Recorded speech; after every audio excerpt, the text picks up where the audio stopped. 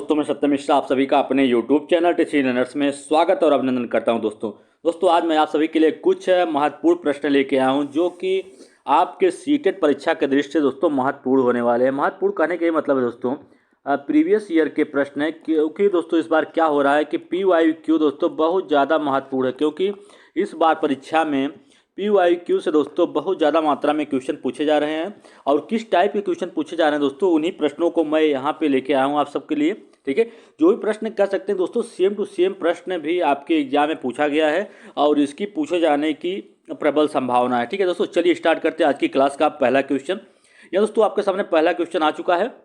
देखिए पहला क्वेश्चन क्या पूछ रहा है। ठीक है, निम्नलिखित में से कौन सा जानवर आगे का दांत उसकी पूरी जिंदगी बढ़ता रहता है? बिल्ली, ऑप्शन सेकंड गिलहरी, ऑप्शन थर्ड है सांप, ऑप्शन फोर है बाघ। तो निम्नलिखित में से कौन सा जानवर ऐसा है जिसका दांत पूरी जिंदगी भर बढ़ता रहता है? तो गिलहरी दोस्तों जो होती है उसका दांत पूरी जिंदगी भर बढ़ता रहता है, उसी को बढ़ने रोकने के लिए वो कुछ न कुछ दोस्तों काटता ही रहता है। ठीक है, चलिए आगे चलते हैं क्वेश्चन नंबर नेक्स्ट पे। सभी क्वेश्चन दोस्तों PYQ के हैं, लेकिन आपके एग्जाम के दृष्टि से महत्वपूर्ण होने वाले हैं। ठीक है, क्योंकि ऐसे ही क्वेश्चन आपके एग्जाम में इस बार पूछे जा रहे हैं। चलिए क्वेश्चन नंबर नेक्स्ट है, करा है कि निम्नलिखित विकल्पों में से मधुमक्खी की सर्वाधिक उपयुक्त विशेषताएं पहचानिए कि मधुमक्खी की जो सबसे उपयुक्त विशेषता है वो क्या है? केवल रानी मक्खी ही अंडे देती है, कथन एक है। कथन बी है, नर मक्खी की कार्यकर्ता के रूप में कोई विशेष भूमिका नहीं होती है, सभी मादा मक्खी अंडे देते हैं।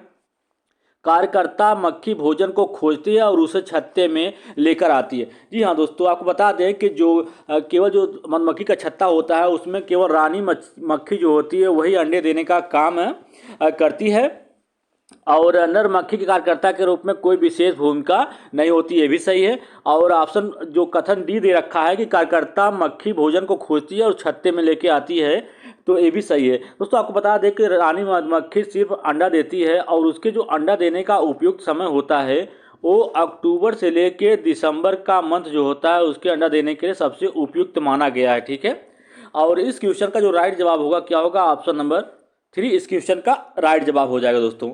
चलिए आगे चलते हैं क्वेश्चन नंबर नेक्स्ट पे। क्वेश्चन नंबर नेक्स्ट है दोस्तों, क्वेश्चन नंबर नेक्स्ट देखिए, कह रहा है कि वे व्यक्ति जो वनों में कम से कम 25 वर्षों से रह रहे हैं उनका वन भूमि और उसके होने वाले उपज पर अधिकार हो जाता है, यह किस एक्ट के तहत है? वन एक्ट अधिकार 2007 से, भारतीय वन एक्ट 1927, राष्ट्रीय वन नीति 1998, भारतीय वन संशोधन एक्ट 2019। तो इस क्वेश्चन का जो राइट जवाब होगा कि 25 वर्षों से रह रहे भूमि में उस वन भूमि में उसका और उसके उपज पर उसका अधिकार हो जाता है। तो इस क्वेश्चन का राइट जवाब दोस्तों ऑप्शन नंबर फर्स्ट है, वन एक्ट अधिकार 2007 के तहत। ठीक है, चलिए आगे चलते हैं क्वेश्चन नंबर नेक्स्ट पे। क्वेश्चन नंबर नेक्स्ट है, कह रहा है कि झूम खेती क्या है? जैव खेती है, काट और दग्ध खेती है, कीटनाशकों का सीमित उपयोग है, या रासायनिक खाद का सीमित उपयोग है? तो झूम खेती जो होती है दोस्तों क्या है? इस क्वेश्चन का राइट जवाब क्या होगा? काट और दग्ध खेती होती है। तो इस क्वेश्चन का राइट जवाब ऑप्शन नंबर सेकंड है। सभी क्वेश्चन दोस्तों आपके परीक्षा के दृष्टि से महत्वपूर्ण है।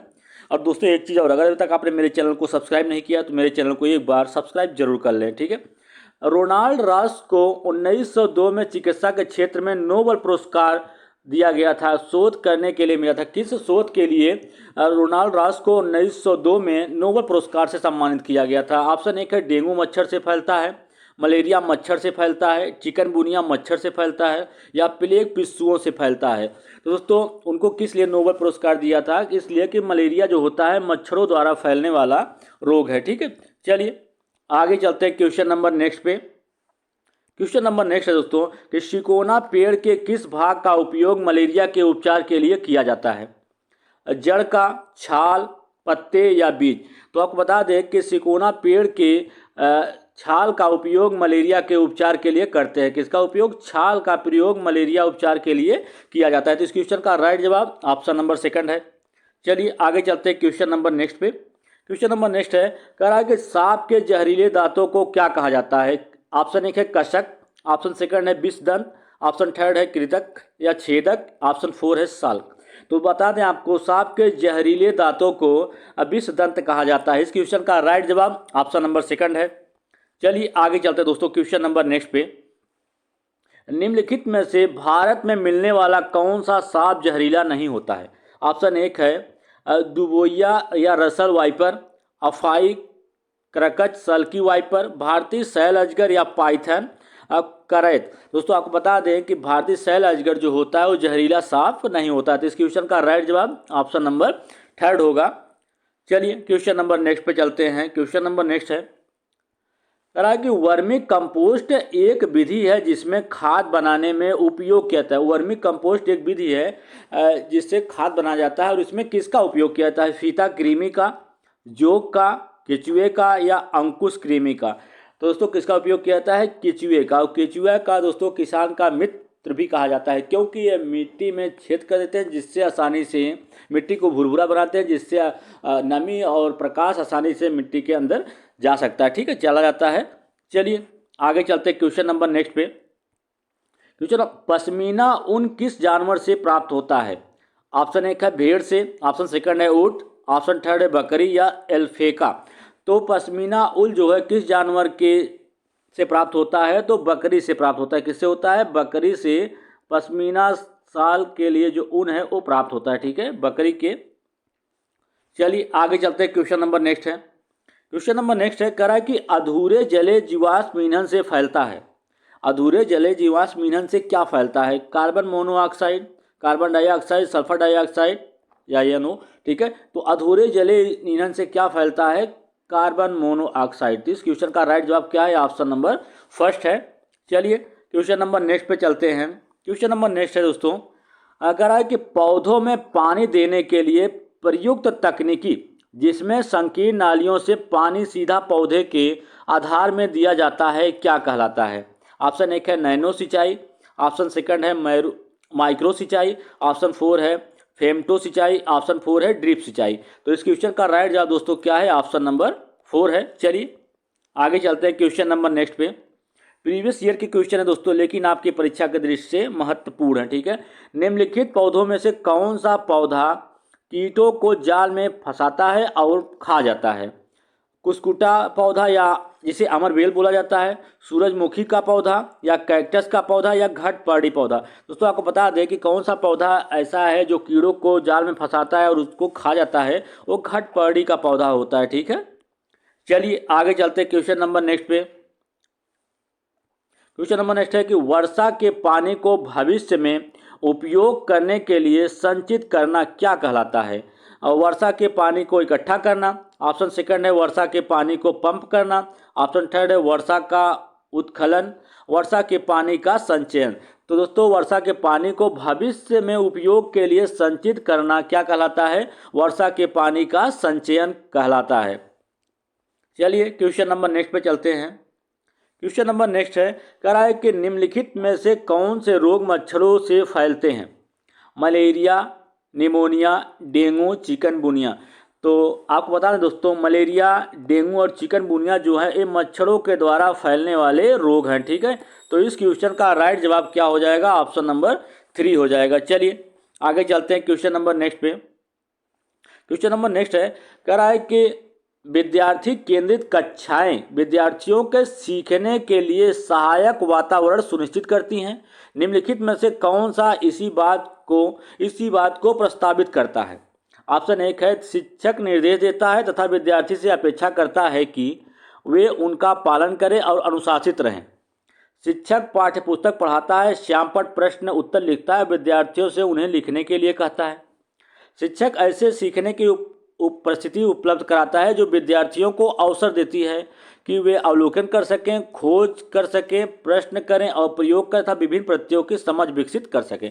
देखिए दोस्तों आपको बता दें कि जहाँ पे बच्चों को अवसर देने की बात आ जाए वो क्वेश्चन का वही राइट जवाब होगा। तो इस क्वेश्चन का राइट जवाब क्या होगा? ऑप्शन नंबर 3 होगा। चलिए आगे चलते हैं क्वेश्चन नंबर नेक्स्ट पे। क्वेश्चन नंबर नेक्स्ट है कह रहा है कि कक्षा 5 के अध्याय दीवार के उस पार में एक शिक्षक आरिफ अपने छात्रों से जो खेलते हैं उनके अनुभव साझा करने को कहते हैं।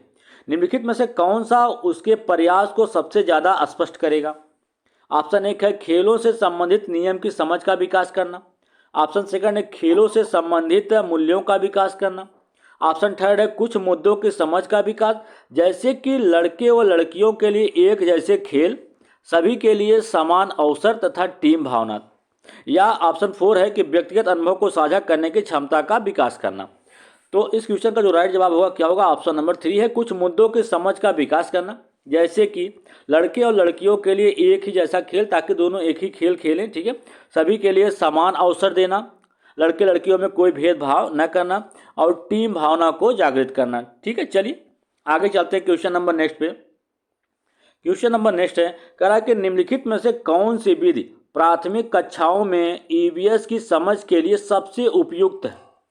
व्याख्यान विधि, ऑप्शन सेकंड है चाक एवं टाक विधि, ऑप्शन फोर है थर्ड है जांच आधारित शिक्षण, या ऑप्शन फोर है जग एवं मग पद्धति। तो निम्नलिखित में कौन सा पद्धति प्राथमिक कक्षाओं में ईवीएस की समझ विकसित करने के लिए सबसे उपयुक्त है। तो जांच आधारित जो शिक्षण होता है ये सबसे उपयुक्त माना गया है।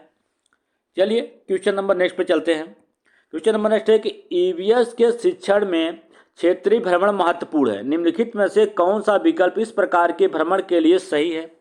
ऑप्शन एक है पूर्व योजना तथा पृष्ठपुष्टि क्रियाकलाप के साथ स्कूल के नज़दीक किसी स्थान पर जाना, किसी दूर दराज व परिचित स्थान पर जाना, किसी नज़दीक स्थान पर जाना, अपनी पसंद की किसी जगह पर जाना। तो आपको बता दें दोस्तों कि क्षेत्रीय भ्रमण महत्वपूर्ण है ईवीएस के लिए, तो निम्नलिखित कौन सा विकल्प इस क्षेत्रीय भ्रमण के लिए सही होगा। पूर्व योजना एवं प्रतिपुष्टि क्रियाकलाप के साथ स्कूल के नज़दीक किसी स्थान पर जाना। चलिए क्वेश्चन नंबर नेक्स्ट पे चलते हैं दोस्तों। क्वेश्चन नंबर नेक्स्ट है कि ईवीएस की कक्षा को एक खुशगार कक्षा होना चाहिए, इस संदर्भ में निम्नलिखित में से कौन सा कथन सही होगा।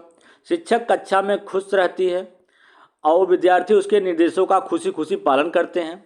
सख्त अनुशासन का संचालन करना जिससे वे लिखित कार्यों पर केंद्रित हो सके। दोस्तों सख्त यहाँ पे गलत हो जाएगा, ठीक है। अवलोकन, अन्वेषण, प्रश्न पूछना तथा क्रियाकलाप करना। इस क्वेश्चन का राइट जवाब दोस्तों यही होगा कि एक ईवीएस की एक कक्षा को एक खुशगवार कक्षा होना चाहिए, क्योंकि उसमें अवलोकन करना, बच्चों के द्वारा प्रश्न पूछा जाना, क्रियाकलाप करना, ये सभी क्या होंगे, तभी कक्षा आपका खुशगवार बनेगा। ठीक है, चलिए आगे चलते क्वेश्चन नंबर नेक्स्ट पे। बच्चों में विश्लेषणात्मक विचार विकसित करने के लिए वंश वृक्ष एक उपयोगी उपकरण है।